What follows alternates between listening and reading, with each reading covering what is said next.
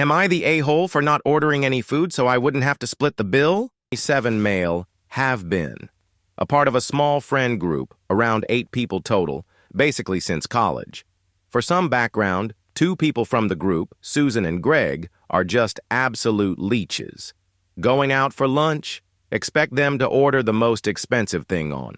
The menu then feed you some sob story about their finances and then dumb half the bill on you. Last weekend, Dan, one of the people from the group, told me about a casual dinner.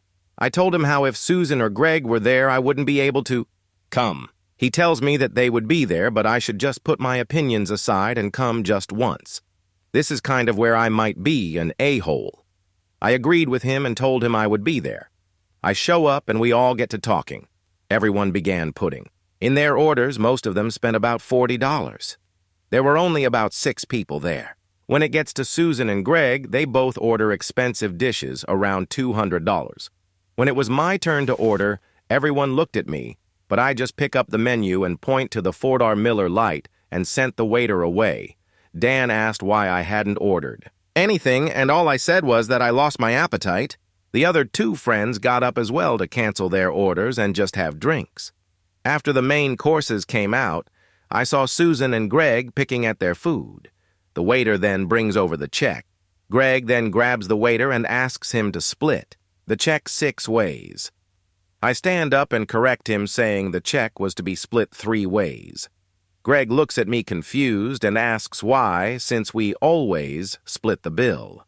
I reminded him that 3 of us had not eaten any food, so we would just be paying for our drinks. So basically, at the end of the night, Dan, who probably only ate around $50 worth of food, was stuck with a $146.98 date check at the end. Yes, I remember the exact number. I swear I saw his jaw drop when he picked that receipt up. I slid a $10 towards the check, said goodbye everyone, and walked out. The next morning, I found my phone full of texts from Greg and Susan telling me I was an a-hole for not ordering any food and forcing them to pay more than they had accounted for. I honestly laughed because the stakes alone were more than what they had paid. But to each their own right? I also got a lot of messages from Dan saying that I could have just not came instead of pulling that stunt and getting him stuck with an outrageous bill. Am I the a-hole? Don't forget to like, comment, and subscribe for more content.